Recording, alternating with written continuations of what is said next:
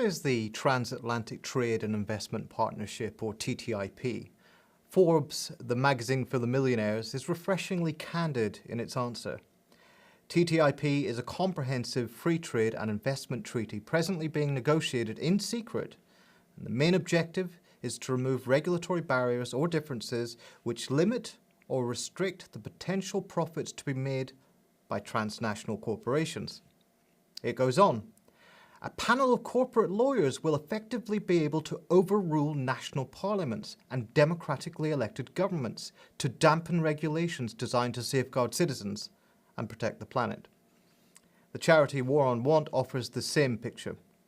The main goal of the TTIP is to remove regulatory barriers which restrict the potential profits to be made by transnational corporations on both sides of the Atlantic.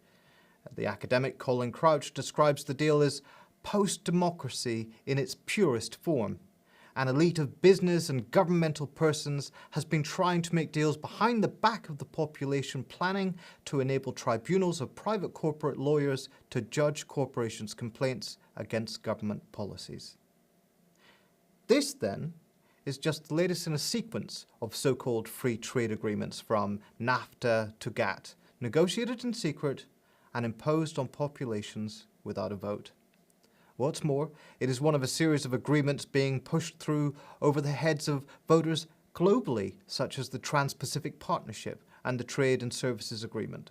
Two deals about which we know only as much as we do, which is little, thanks to WikiLeaks.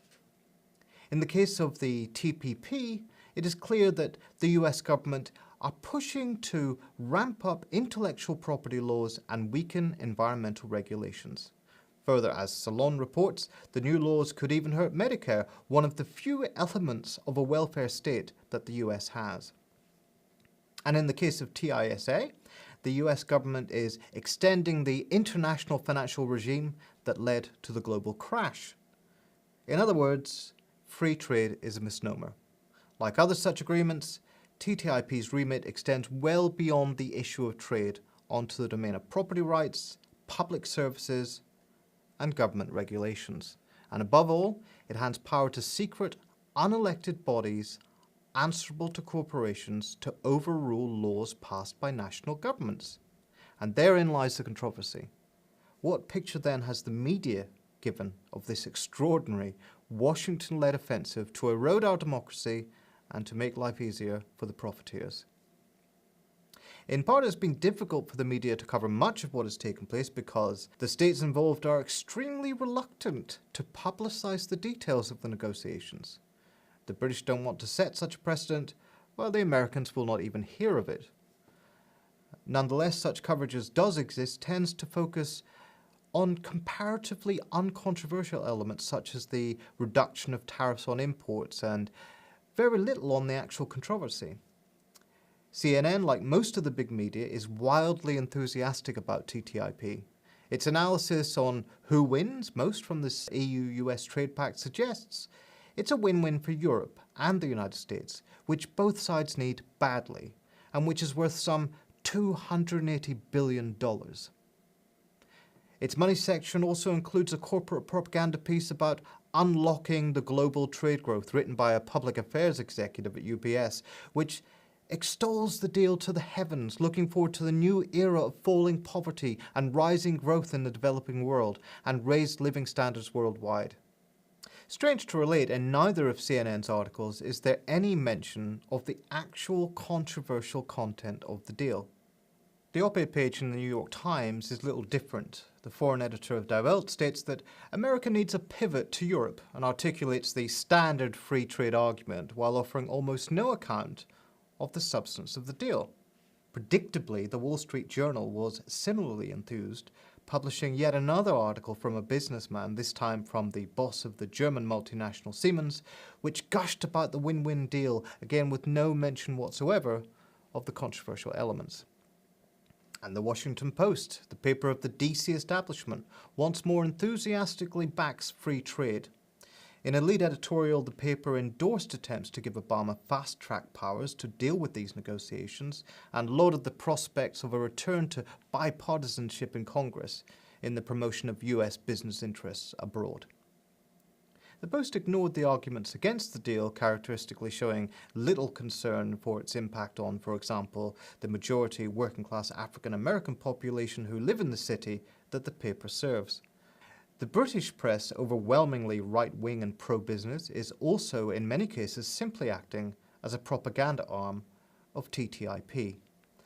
For example, the Financial Times, a serious business paper, reports on the EU Commission's attempts to counter charges of secrecy by publishing a document outlining its proposals, without mentioning that this document had been circulated on the internet for about a year beforehand.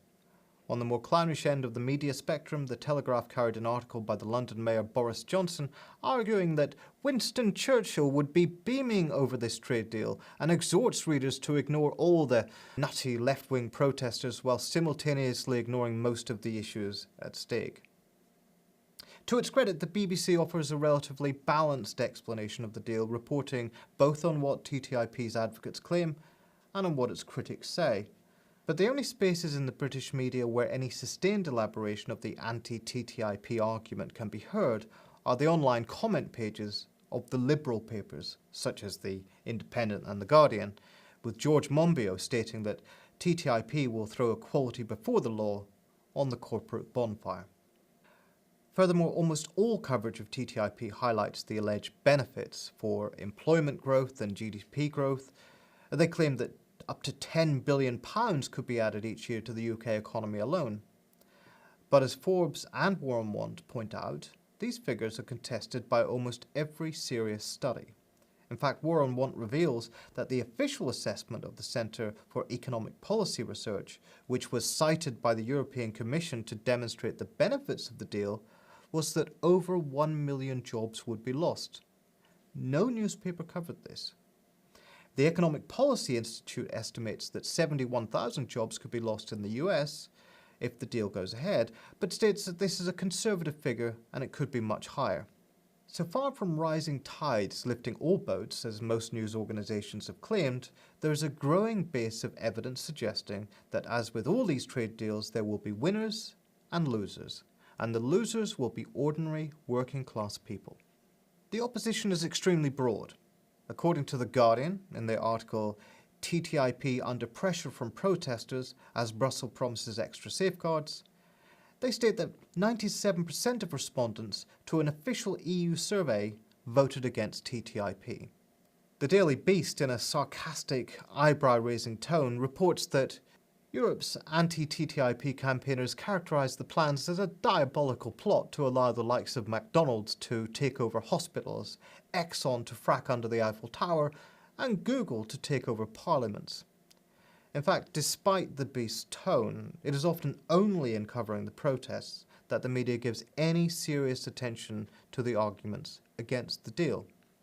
For example, Deutsche Welle, reporting on anti-TTIP protests in Germany, points out that more Germans oppose the deal than support it, and notes that the public are worried about parliamentary legislation being overridden by unelected bodies.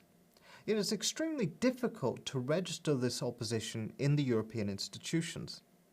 According to the rules, European citizens can demand an official policy review if they can gain 1 million signatures for a citizens' initiative within a year. When the anti-TTIP campaign tried to use this avenue, however, they were told that they weren't allowed because this initiative could only be used to support an existing trade deal and not to obstruct one. Almost no media outlet reported this Kafkaesque conclusion. Nor has any news outlet reported that, as Vox Europe points out, the campaigners staged the petition anyway and gained 850,000 signatures within a month. Many of the governments leading these negotiations are gung-ho and ready to fight hard to impose the deal, irrespective of public opinion. The British government, reports The Telegraph, is leading a propaganda offensive to persuade the US Congress to authorise the deal. Further, as the Corporate Europe Observatory reports, the vast majority of European businesses are supportive of the deal, even if the majority of civil society groups are opposed. Yet, to the extent that there is room in the corporate media for any serious discussion of the problems with TTIP, it is in part because European elites are divided, and some of that division is being caused by public pressure.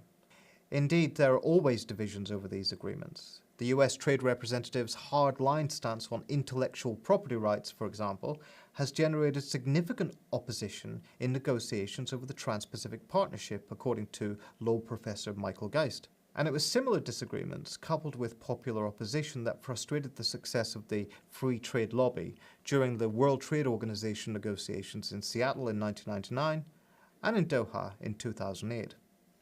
What is clear from the majority of the reporting, however, is that whatever divides elites, what unites them, from the media to national governments to business lobbies, is the conviction that the general public has no significant role to play in any of these decisions.